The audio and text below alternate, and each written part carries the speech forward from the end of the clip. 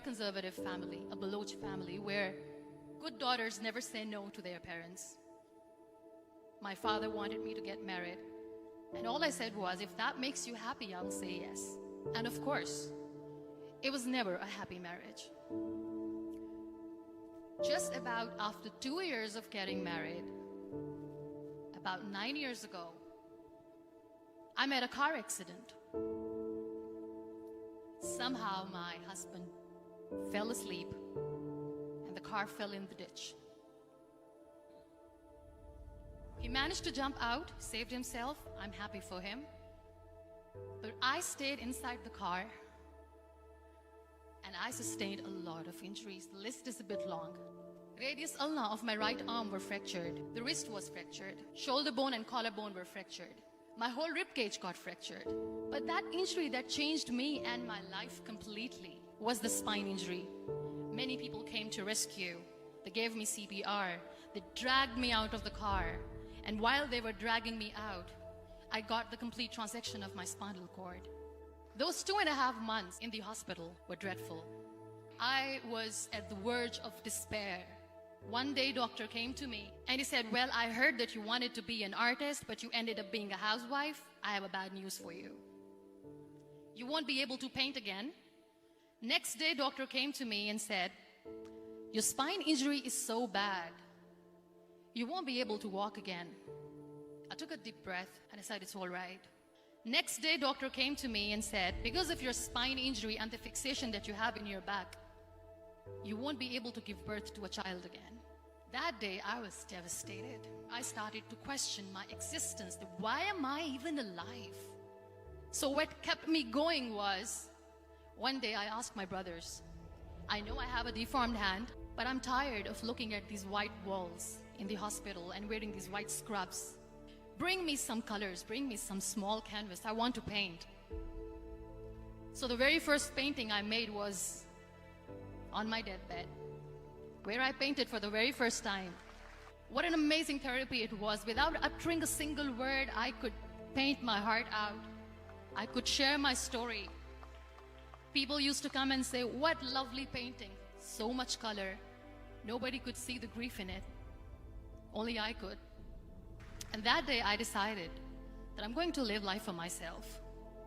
I am not going to be that perfect person for someone. I am just going to take this moment and I will make it perfect for myself.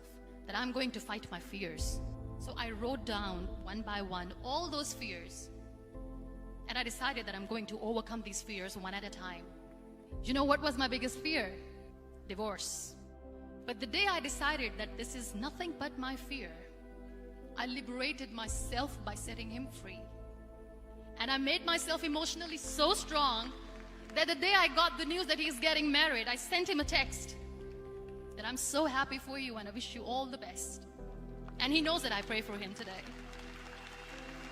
Number 2 was, I won't be able to be a mother again. And that was quite devastating for me. But then I realized there are so many children in the world, all they want is acceptance. So there is no point of crying, just go and adopt one. And that's what I did.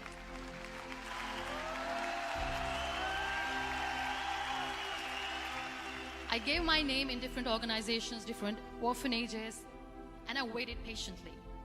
2 years later, I got this call from a very small city in Pakistan.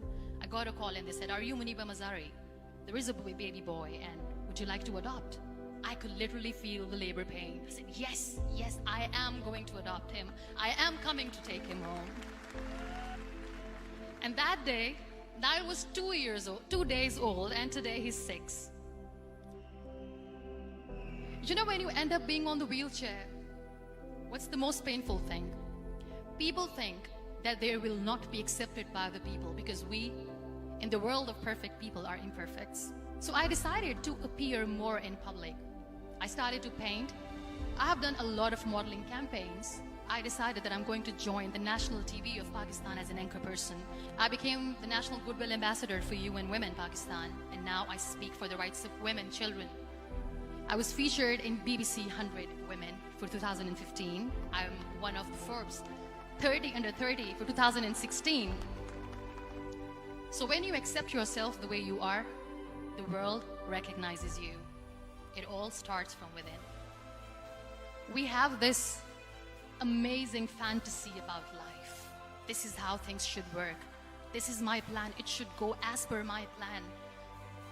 If that doesn't happen, we give up. I never wanted to be on the wheelchair. Never thought of being on the wheelchair. This life is a test and a trial, and tests are never supposed to be easy. So when you are expecting ease from life, and life gives you lemons, then you make the lemonade, and then do not blame life for that. It is okay to be scared. It is okay to cry. Everything is okay, but giving up should not be an option. They always say that failure is not an option. Failure should be an option, because when you fail, you get up, and then you fail, and then you get up, and that keeps you going. Embrace each and every breath that you are taking. Celebrate your life. Live it. Don't die before your death. Real happiness lies in gratitude. So be grateful, be alive, and live every moment.